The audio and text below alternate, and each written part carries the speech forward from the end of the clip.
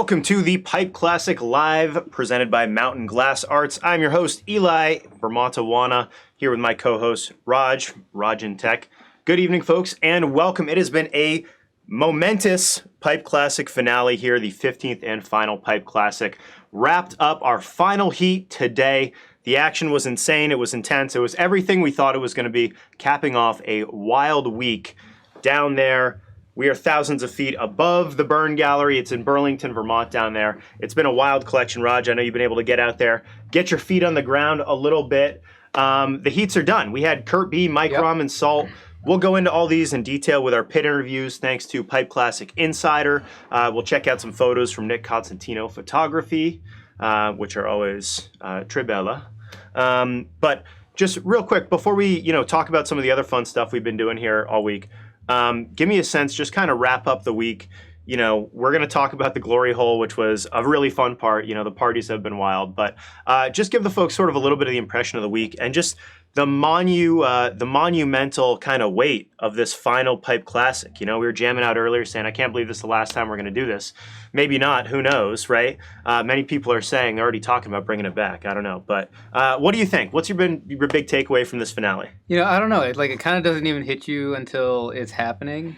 I think we all knew it, but then you're sitting there in the final heat. It's the final hour, and it came down to a photo finish.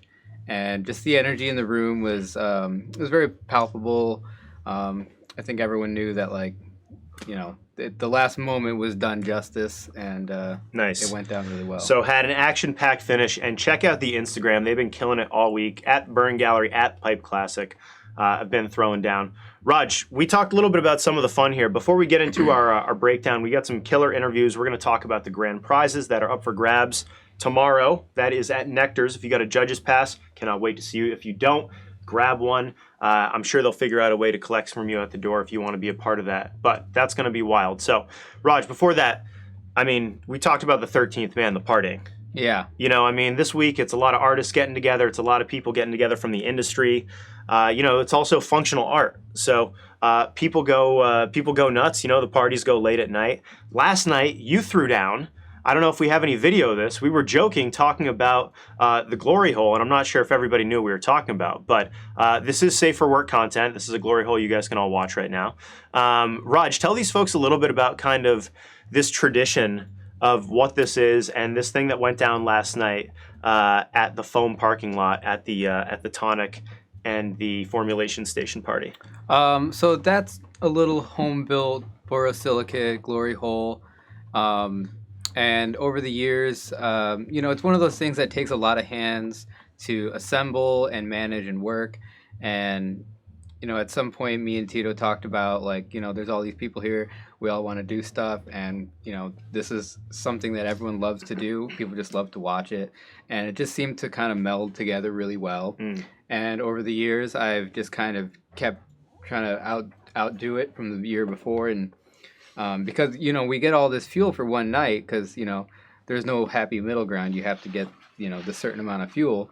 Mm-hmm. And so then, challenge kind of became, how can we just make the most of everything we have in this set amount of time? We don't want to waste anything, but we want to use it all up, right? Yeah, smoke them if you got them, as they say. Exactly. Well, back up for the folks a little bit, because I think the analogy used yesterday when we were talking about this was kind of like a jam session.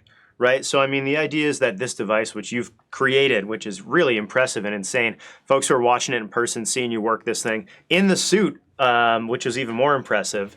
Big part of the vibe. It was packed over there. Yeah.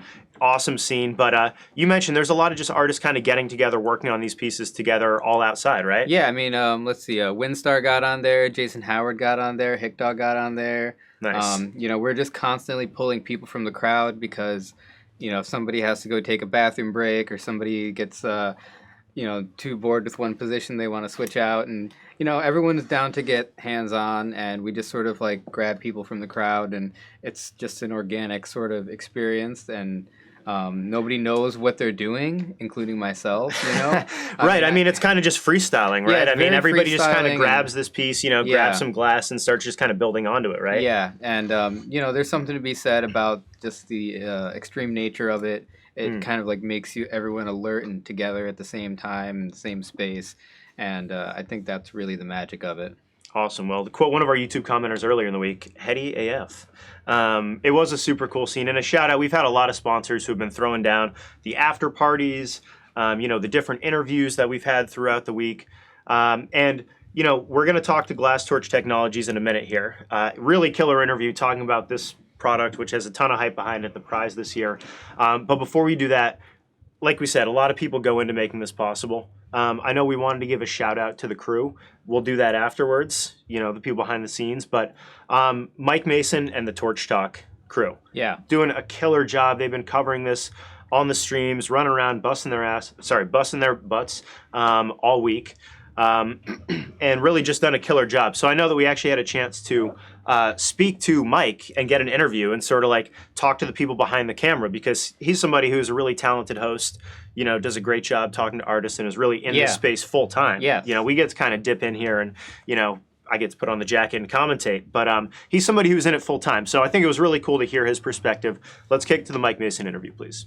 We're live at the end of Pipe Classic 15. The end of Pipe Classic itself, the classic finale, end of an era. It's been a wild ride, and we couldn't get through it without people like Mike Mason here of Torch Talk, who's just a really great ambassador for this medium and for artists and really craftspeople and technicians. And having him here all week has been fantastic. And to sew it up, the event this past week and the past 15 years, really, there's no better person to sort of break down what the event means and, how it all went this year. Right. Well, I mean, this was always like the white whale of glass events for me. Tito had been like, please come out. And it always came after some really long other events. And when I finally made it in 2019, I realized, I was completely fucking up to not be here sooner.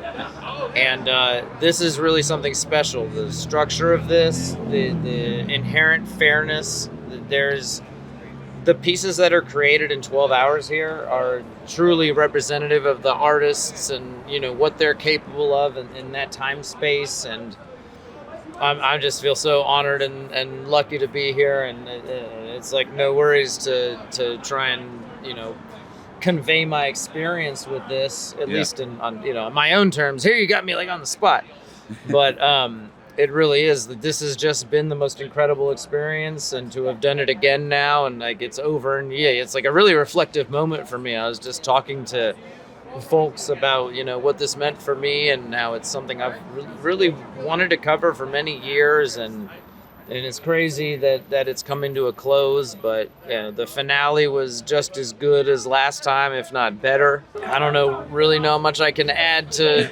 like you already know this. It was amazing. Right. And it's funny you said like putting you on the spot and everything, and that's what the event does to the artist. So this is how we like to run everything. Pre and post is like a reflection of the event.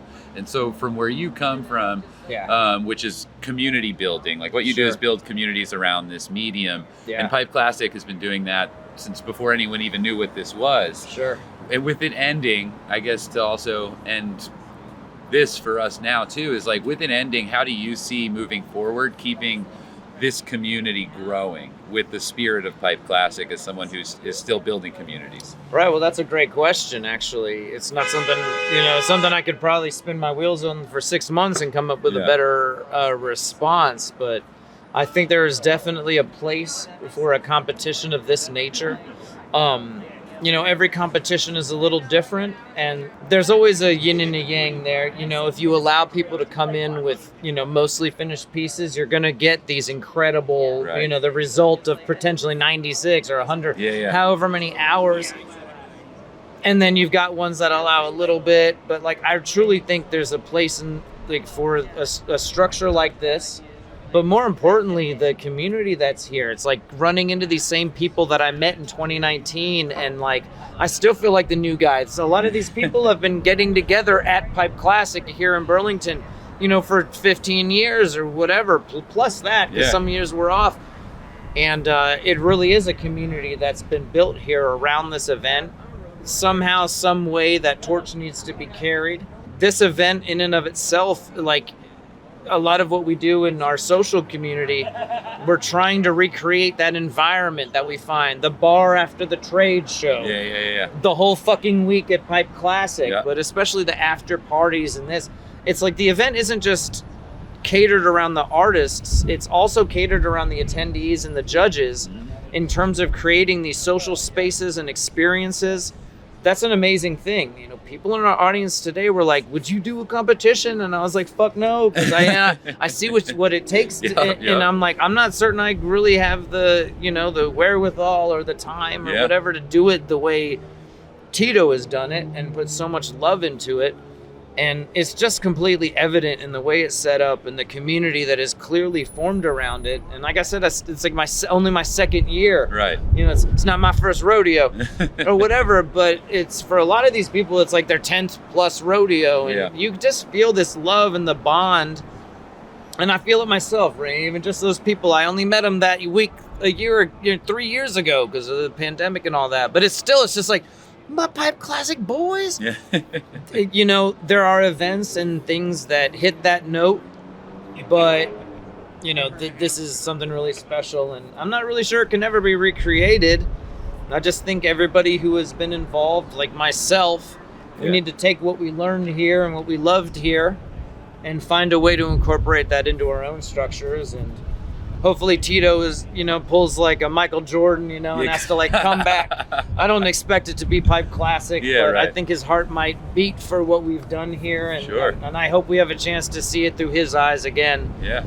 Because, I mean, carry all that, you know, with you in the next community you build. And when we maybe ever bring this back, you're sure to be a part of it. So yeah, I'd love that. And thanks so much, man. Of course. Thank you. Hell right. My pleasure.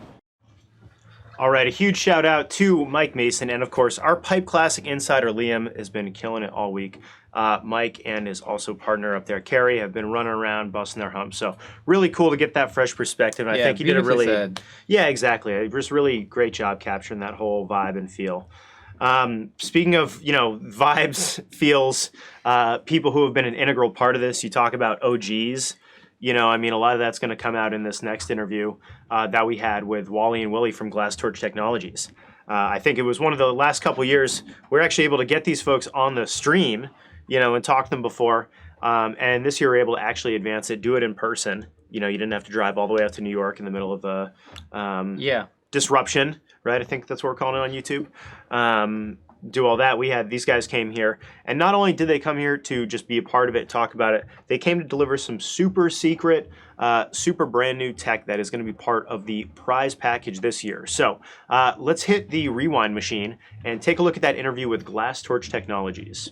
Hello, we're here with Willie and Wally from Glass Torch Technologies, and this is one of the prizes for Pipe Classic. And so we just wanted to get your guys' story on how this kind of came to be. So what inspired this piece right here? What we're looking for is a lightweight, compact torch that people could carry around, just fold up and take off and go on to travel with on planes or whatever, or with their buddy's shop. So that's kind of what we were looking for. Yeah, Lawrence Stump was one of the first ever to get 2 of these travel torches, but we advanced it a lot more than what the older ones were. Okay. And so now we're going into production on them. So we made a lot more upgrades to these torches now. So sweet. So this is the box. It weighs about probably around 5.5 pounds. This is the prototype. The production ones will be probably a little different than this, more refined, and but we had to get something for the show. And since this was the last year for the Burn Gallery show, we decided, to get something fast. So that's what we did. So we got this. So and then so inside of that is one of these. Yes. And what do you call this? Yeah, that's a Mirage, snub nose Mirage. And what we did, the adjustable, what we did switch. Now, put a switch on the back of this. Instead of a foot pedal. Yeah, so what this does is eliminates a foot pedal, so it's on and off. So another thing it does is allows you to enhance your center fire. Years ago, with the bypass on a foot pedal to enhance your center fire by adding oxygen first around the outside. Yep. Now you bring this on a little bit and it'll do that same thing without a it's built Okay. right So in. if you just crack that just a little bit, you'll get the same effect as Yeah, the bypass. right. Yeah, and then So when you crack it open just a little bit, you're saying it opens the oxygen Yep. before it opens the propane. yes, Oh, yep. okay, cool. Yep.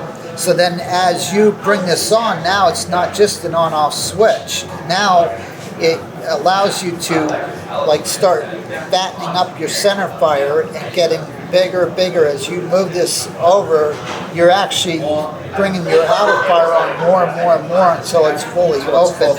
And then you're wide open. And And how then do you can adjust determine- your valves. Oh, right. So that's your balance. Is you just Yeah, control if you with the want more knob and thrust or the ratio will Yep. kind of Yeah. go with it. Yep, but this is, like I said, an on-off switch. And also, now because of this, now you only need 2 lines. There's no need for four It's real stud. lightweight and compact. Yeah. Oh, for traveling. Yep. Well, not just for traveling, even in a shop, Yeah, even people in a don't shop, like all yeah. those lines and stuff. And Yeah. so we're just trying to make it cleaner, More simpler. sleek and streamlined. Yeah. Cool. Yeah. So yeah, what should we pop this open? Yeah, so this is the travel torch here. So what we have is there's 2 hinges here latches to open This is it up. the prototype, but like I said, the production one's going to be more Different. refined. Yeah. So inside here, this lays flat. There's your box for storage, like putting stuff, small stuff into there.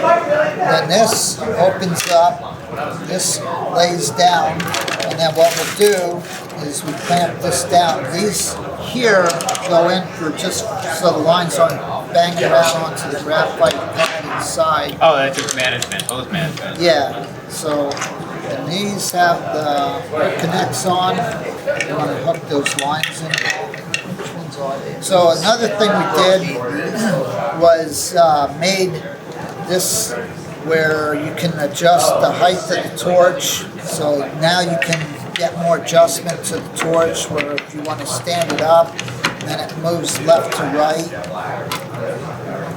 So you can adjust it left to right, up and down. And And are these pressure? yeah, these here, after you get where you want to go, you can either, it's better to lock them in. So, Oh, that's pretty sturdy. Yeah.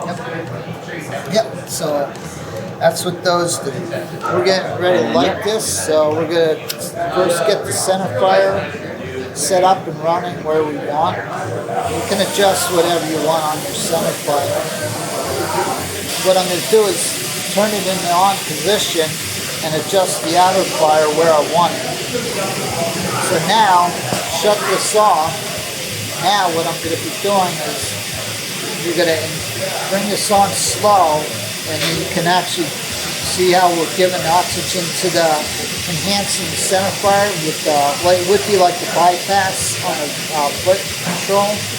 So then as you bring this on, it's going to distort a little more, and then all of a sudden your outer fire starts coming on. So you can start fattening up your center fire just by bringing this on more and more. And then as you keep bringing it on, your outer fire just keeps going to where you want it. Yeah, and it also can be used as just on-off switch. This lever here is like, say you're working something big and you just want to use it as on-off, or want to just say your hands are full and you're doing this, and you can use that as a thing. Or you don't even need this in here, and you can just use the dial. So then what we would do is then bring this down, back in, tighten up the levers a little, just so they're tightened, and then bring this side up, that. This comes in.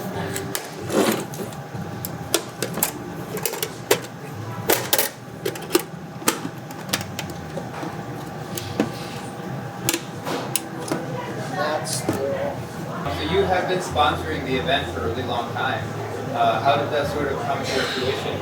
Tito talked to us one time about setting up a new event, Flame Off, and next thing we got to talking and we told him how we wanted the judging to go and everything, and we said we didn't want to have where they would just go and bring in pieces and just weld them together. We wanted it right from scratch, and he said he was going to stay with that theme the whole way. And wow, so you guys actually had like a very integral part in the rulemaking process, right? yeah, because we saw so many of the other events that we used to go to, they ruined them by having people come in and doing a lot of the work ahead, and just come in and weld it together. Well, there was no skill involved in that, so Yeah, and then also the judging. We Keep wanted it the fair. people to judge, not select a handful people to judge. That it was more of a Fair. fair Event, type of yeah. judging. So that's why we stayed He with kept them. it that way the whole time, and that's why we sponsored, the All Pipe these Classic years, the whole time. Even though Pipe Plastic's over with for now, we're going to keep it going. We got a lot more on our drawing board. Yeah, and we'd like to say we appreciate everything. Burn Gallery and done for us. the whole movement has done for us, because it helped us to get to where we got. Yeah. So we really appreciate, this whole movement that you supported us. So we thank That's you very much. Yeah. Wow, Wally and Willie. Yeah. What icons, Raj? I mean, like you said, these guys helped shape the rules. Yeah, I had no idea until they said that, and that was incredible news. And I mean, not take away from the technology itself. What an amazing rig. Very cool. You actually get to walk through that demo. And so just maybe that explain. thing was really cool. Yeah, and explain kind of what that innovation does to people, because you're talking about the bypass a little bit, the pedal, but essentially this is going to allow artists to be more efficient, and have a little bit more control with less moving parts. Well, I think it's also the travelability of it, Right? Because otherwise you would Huge need, factor this week, right? Yeah, exactly. Mhm.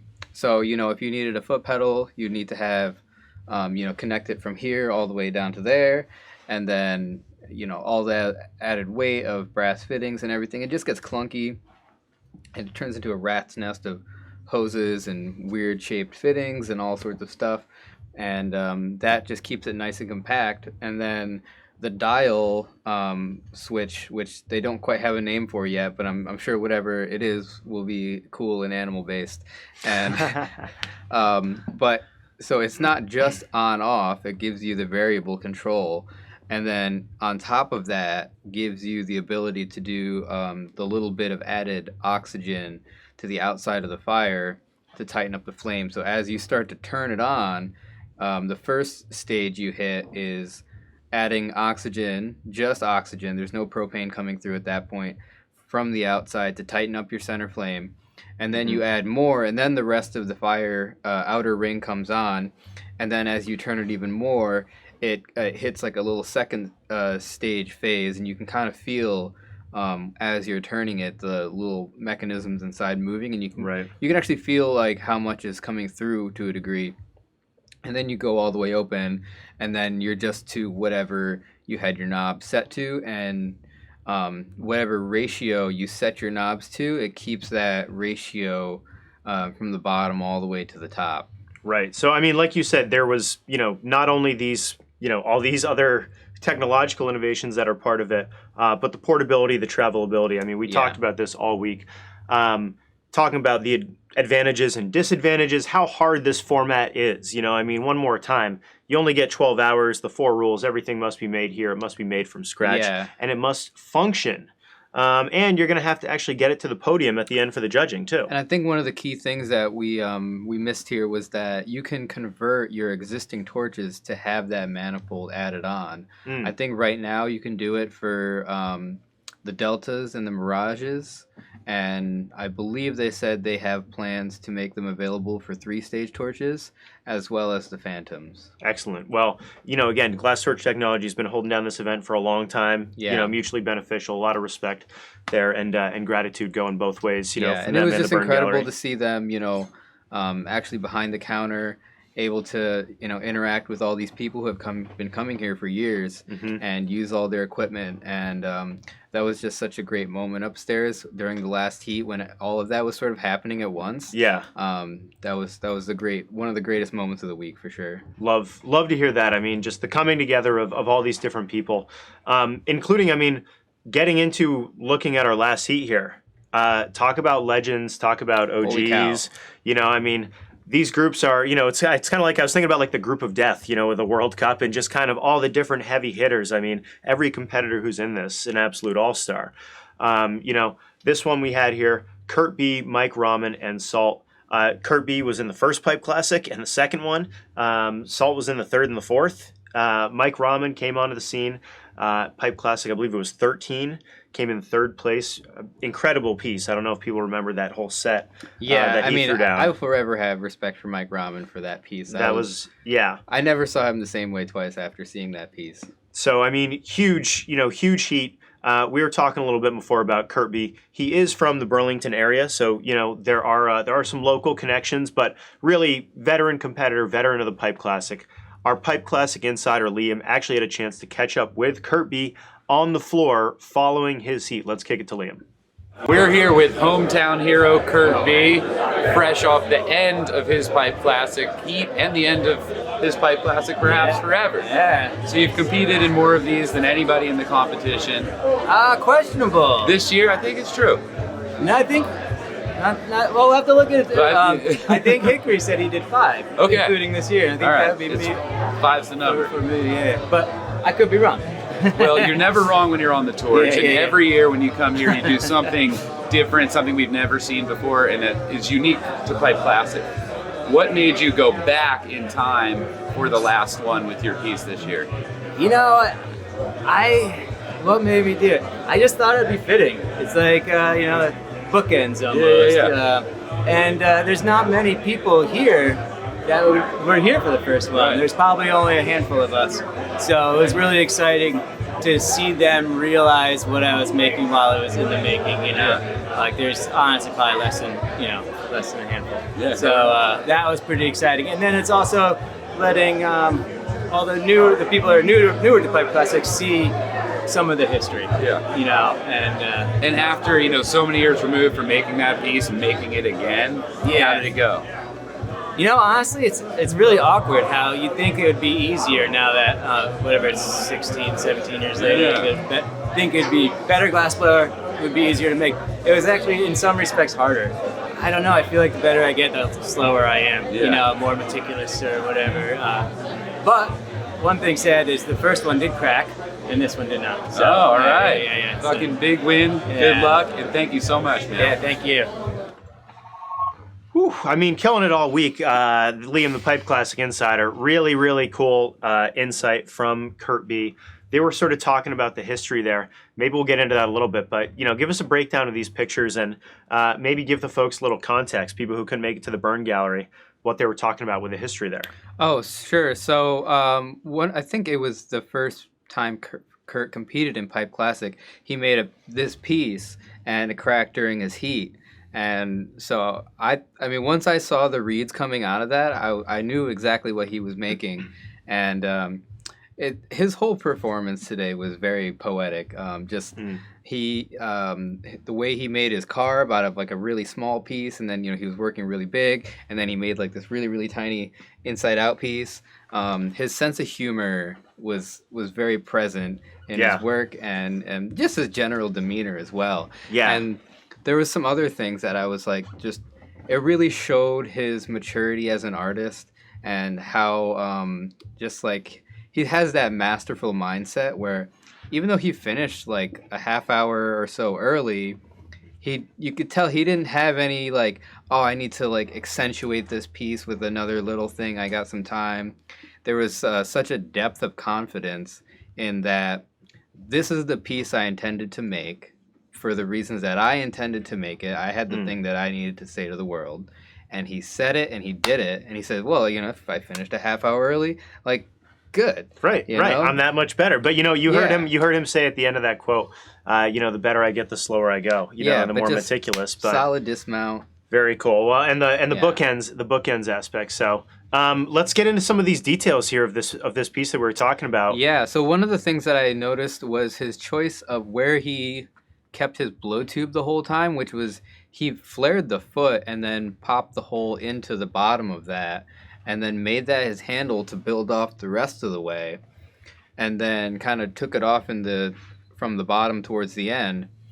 And that's a particularly tricky spot to put a blow tube because once you have that flared foot with that thick ring of a seal, it's really, holding that's all like of an the weight. angry sort of way for glass to be. And so for him to choose that particular spot, like the dead center of the worst spot you could choose, and be like, yeah, that's what I'm going to use as the foundation of my whole handle for the rest of the piece. Little added difficulty. Yeah, just and then of course he nailed it, took it off without a problem, and it's great. What else we got here? Here you could just see him like really, really sweating as he was getting that base going, and this particular part of the heat, him and Salt were both shaping their main vessels, and it was just so much energy and heat and drive going on during those couple of hours. Yeah. That was a great moment. Well, and the sustain, we talk about the camaraderie, the competition too.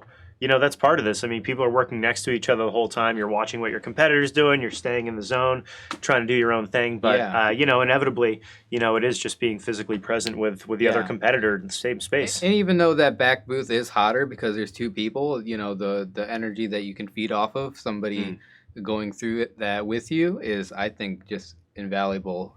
So I always would prefer to tell people take the back booth if you can.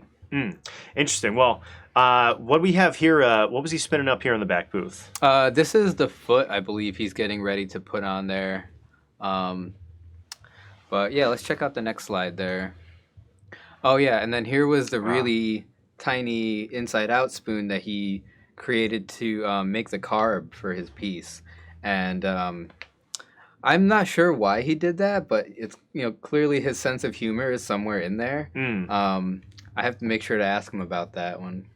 Absolutely. I mean, the detail work, the intricacy, big part of this. Yeah, there was a statement in his mind about that for sure, but we'll have to find out what that is from him. Excellent. Well, reminder, get here in person for the judging tomorrow.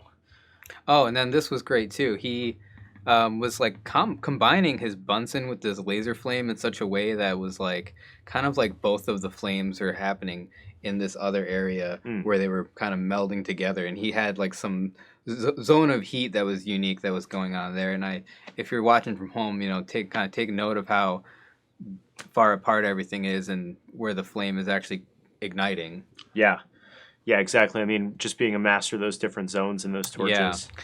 And then, throughout the week we've been talking about choice of equipment, and he has like a little tiny GTT bench burner that he's just been using as a hand torch, which is great. Awesome. So Kurt B, again, legend. Can't wait to see how that turns out. I think we mentioned it at Pipe Classic.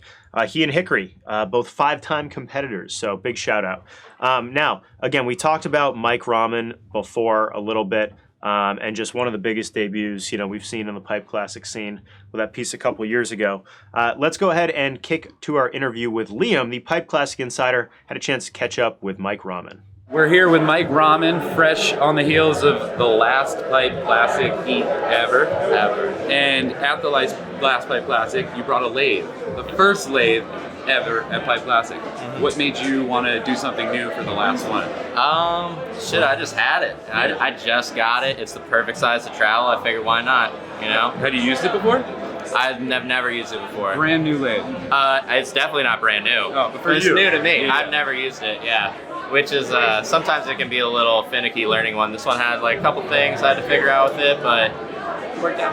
Yeah, and working with a new piece of equipment, new style. Yeah. How did it all turn out for you? You took it all the way to the wire. Saw it turned out fucking sick. Yeah, now just gotta hurry up and wait. Yeah, till tomorrow. Yes. Yeah. All right. Well, thanks again for coming, man. Another great show. Yeah. Thank you, man. Boom. Woo! Don't leave us hanging, Mike Rahman. How do you think it turned out? Much respect, man. Really appreciate Mike Rahman as a competitor. Yes. Brought the heat again, clearly this year. Talking about that lathe, coming out with a swag, clearly. I'll go ahead and try it the first time at Pipe Classic. What a bold move. Clearly part of his style and the whole deal here. You see him working here. Now, that's not the lathe, is it? No, this was, I think, early on in his first heat yesterday. And I think something happened. I'm not quite sure, but I think within a couple of hours, he had to kind of like shift gears into plan B, which was good. You know, he caught that early on, so he still had plenty of time to make a killer piece. And so whatever he was making here, I think, turned into whatever his first plan was, which I'm not sure what it was. I think he was going for some sort of fabric effect, or I'm not quite sure because I didn't have a chance to speak to him. But yeah, let's take a look at his other pictures here. So yeah, then he started getting into some lathe work and making in his shaping is very tight. He's one of the best shapers of glass, and he's very good at getting these like curly vessel shapes that are the profile of them are very refined. So here we saw him working one of those pieces. And again, I mean, that lathe, that's kind of the advantage, right? I mean, like, why would somebody competitors have never brought a lathe before? You know, I mean, it's hard to travel with, presumably. Yeah. You know, that's a major part of it. But what's that competitive advantage that he's looking for with the lathe? I mean, it depends, because a lot of people think a lathe can be, you know, the things that solves all your problems. And then you actually get to work on one and you realize that it's just different problems. Sure. Like, you know, you think that you can put any old piece of glass in there and then it's going to run perfectly straight, and every seal you ever make is going to be straight because of that. But then you find out, you know, glass isn't straight. It's, you know, from the factory, it's just not always straight. And there's a learning curve with every machine, so you have to build a relationship with the machine. You know, how to tune it, when to tune it, all those sorts of things. Well, and honestly, what a great way to get to know a piece of equipment, you know, run it straight out for 12 hours in a row. Exactly. You know, I mean, really, really smart, you know, smart move, and clearly, you know, heady guy. Yeah, and it does take a lot of the stress off your hands and your shoulders. And I think he was going for a lot of like big pieces that get blown out and turned into components. And if you were to have to like try to blow tube up to all that big tubing, that would just eat a bunch of your energy right off the bat. Yeah, So, and we do talk about that, the endurance that it takes, you know, not only the focus, concentration, but just the physical, tactile aspect of this and picking up all these things, never mind the heat, the flames. You know, it can be a dangerous atmosphere as well. Big shout out to our photographer, Nick Cosentino. Killing it. You see the handle there, Nick Cosentino Photography. Killer pictures from all week. I think we had one more Mike Rahman picture to pop up there from Nick. yeah, this was him assembling what I believe was the functional component of his piece. And it seems like his piece had a lot of like other. I think he's going to get some mixed media stuff going on in there, and we're going to have to wait until it's actually fully displayed. It's one of those pieces that like, when you're watching it being made, you're like, okay, what's this component? And then he puts it in the kiln. Then he starts making another one. You're like, oh, what's this? And then he puts it in the kiln. And I think we're not going to actually fully understand it until we see it displayed at Nectar's tomorrow. Absolutely. Well, and, you know, that's part of the big reveal here. We have not been showing these. You know, if you've been watching every night, following along, you've got maybe a snapshot of some of these, but you're not going to see them in their full glory unless you're here in person. Judges Pass, you will be able to vote as well. So, talking about one of our another OG competitors, Salt. Salt was here in Pipe Classic 3 and 4, has been a top finisher in the past, and we had a chance to connect Salt with Liam, Pipe Classic Insider. Caught up with him as soon as the heat was over and had a chance to catch him fresh off the torch. Let's kick it to Liam, our Pipe Classic Insider, with Salt. Breaking news, Salt survived a car wreck en route to finishing the Classic finale. If you don't feel like you were just in a car wreck after Pipe Classic, then you didn't really try that hard, I feel like. Yeah, and as someone who's been to so many and done so many different things, whether you're a correspondent, an interviewer, a competitor, how did this last one feel? Oh man, really nostalgic. You know, it's been almost a decade since I was even here, and then longer than that since I actually competed, and so much has changed in my life, and like what I make and how I make it, but also my perspective on this whole thing has changed too, and I just maybe even appreciate it more than ever before because of how much work goes into it and how well taken care of I was this year too. You know, like experiencing the new deal for Pipe Classic where I was like being handed like a breakfast sandwich in the morning. Like, yeah, it was cool. And last night I was like, oh, I'm gonna go home early and get some rest, but I was like, fuck that, I'm gonna stay the extra hour and a half for the last Pipe Classic and just, you know, sleep Let it when rip. I get home. Yeah, exactly. And the So, 13th competitor, did you see him last night at all? I'm not really sure that the 13th competitor exists. I did have Tito come up and say like, "Oh, the 13th competitor is right here," and I kind of made a joke like, couldn't fucking take me on his best day, but I don't really understand exactly what it means. Yeah. It's like, Well, you don't getting know too until it's fucked too up, late. and then Yeah, you don't know there until it's was too late. there was no chance of that. It's my job, you know. No, I mean, dude. I've been doing this shit for a long time, and like I wasn't gonna like not show up on time or like not be ready. Shit did not go like perfectly smooth by any means either. Like I had some scary ass moments today. And you overcame them all? Yeah, I got, a little luck. I kind of like changed the plan a couple times a little bit just to like make things work. I was putting the joint on and I couldn't get the tool out. And in the effort to like pull the tool out, it like cracked where I was attaching it, and like it could have been really bad, but I was able to go inside with the mini torch and like do, like injure the joint. Yeah, and like it's just one of those things where you don't want that type of shit to happen at a competition or at all. But And in the especially second not at a 6 hours, competition. too. Yeah, it was nerve wracking, but now like I it's said, if it doesn't like that happens, then I probably wasn't trying hard enough. Right, So. and you pushed it. I definitely pushed it. That's definitely the coolest thing I've ever made in 12 hours for sure. All right. So that's the way I feel. So and that's like, as far as competition go, that's like the best I can do is just like put up the best piece I can make and then leave the rest to the chance. You know? Send the slinky down the stairs. You did it Right, again. dude. All Send right, that man. slinky sometimes. Thanks again, Salt. Yeah, thank you. All right, so huge shout out to Salt, aka Ron Bergendabs, was out there in the mix. Talked about professionalism, talked about experience. Hadn't been here in over 10 years, but an OG competitor. Evolved through a lot of the time, but really signature style. Had some difficulties during the heat. Clearly was able to persevere. Get through it. I mean, that's just what that veteran experience does for you. Yeah. So again, courtesy of Nick Costantino, let's take a look. Some of these photographs that we have here. This first one, just beautiful action shot. Yeah, I mean, there's no question that he's one of the greatest glassblowers of all time, and certainly one of the best of our lives. And when he is on the torch, he just moves so quickly and so fluently. He's so in tune with his own style of how he has a very universal style where it's well adapted to almost any shape, and he has such a deep repertoire of a tool belt of different things that he can do and kind of add his own effect to every part of every piece.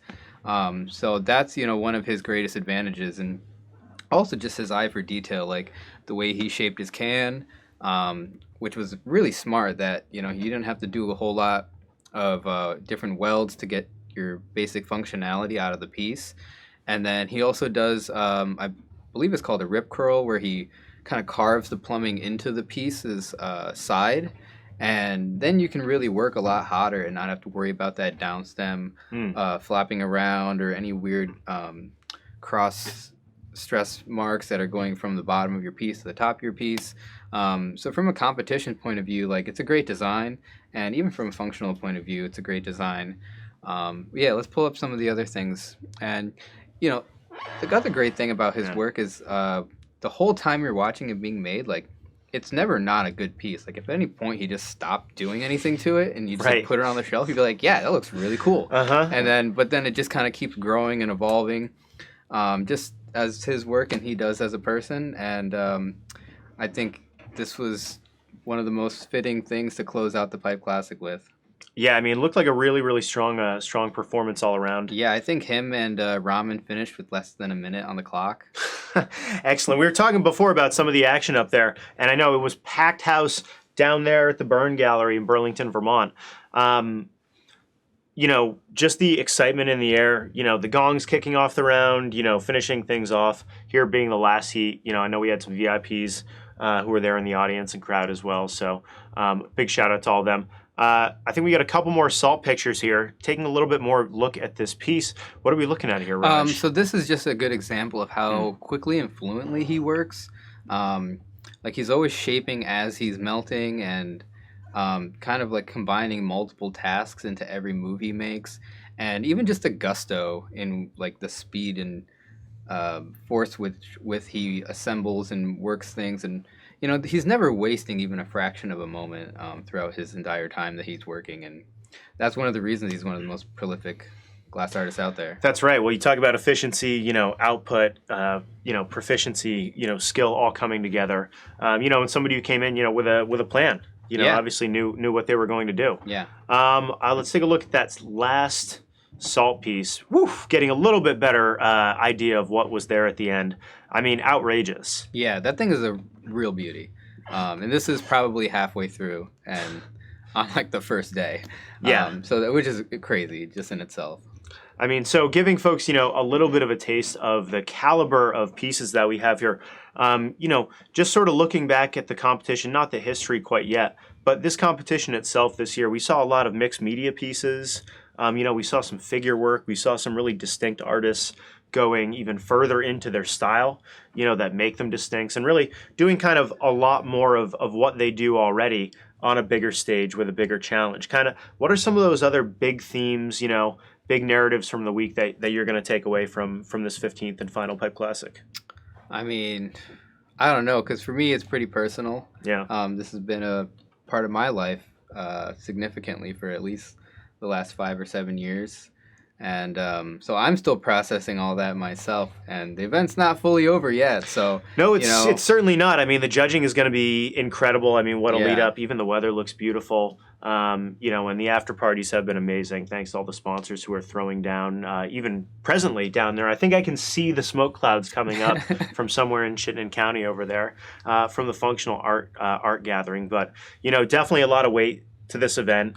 And, it feels like the last day of camp. Yeah. And everybody's got to go back home. But it has been incredible. I mean, the vibes have been amazing the entire time. The level of competition, just if you're going to end it, what a way to end it. And clearly a lot of folks out there who are being interviewed already talking about, come back in the future. So I think we need to let the Burn team breathe for a little while. They've got some other things happening, which are really exciting. We really wish them the best and all that. And just want to, conclude by giving a huge shout out again. All of the sponsors who were involved, Glass Torch Technologies and Mood Mats. We had all of our individual show sponsors, including Mountain Glass Arts tonight, GlassX a few nights before, and then all the other specific interviews, after parties, dozens of people, and businesses participating, a lot of them in the functional business themselves from around the Northeast. So a huge shout out and thank you again to all those sponsors for making it possible. This stuff is going to be evergreen. We're going to be going back and watching this, looking at these, watching these breakdowns. And it's all going to be thanks to the team at Burn Gallery who put this together. Team Burn, obviously Tito, Vision came up with this, almost 2 decades ago at this point, as part of a team. And, just watching this thing evolve over the years, Sarah, incredible, Jeff, even just all the adversity behind the scenes of staff getting sick and people going in and out. But, the counter staff here have been amazing. There's been a ton of business with wholesale going on here. Just a huge week all around, and really giving a shout out to everybody, including the security folks, keeping everybody safe. It's been really great. No incidences, knock on wood. We still got a little bit of time left here. But really just great vibes the entire time. No edginess, nobody uncomfortable, nice mix of people, everybody getting along. So, and I know even the pit crew folks as well. Yeah. Jordan, Sean, and Pete, they were working very diligently in between heats to make sure all the competitors got their setups assembled properly and were ready to go. Awesome. And again, no disrespect if we missed anybody, but it is a huge operation. It takes literally dozens of people to get this together. A lot of other folks chipping in as volunteers, making it happen. So thank you to everybody. A big shout out to the production team behind the cameras, Tyler and Steven. A huge shout out for making this possible, doing a killer job all week, turn this around. Raj, I know we're excited to go out and party and go check out the judges tomorrow, but, thank you and congratulations. It's been a blast being a part of this event, and we wish everybody the best. Hopefully we will do something similar again in the future. Any closing thoughts before we kick it off? Sign off for the people? I don't know. I guess we'll see you at the party. All right. Take care of each other, folks. We'll see you soon.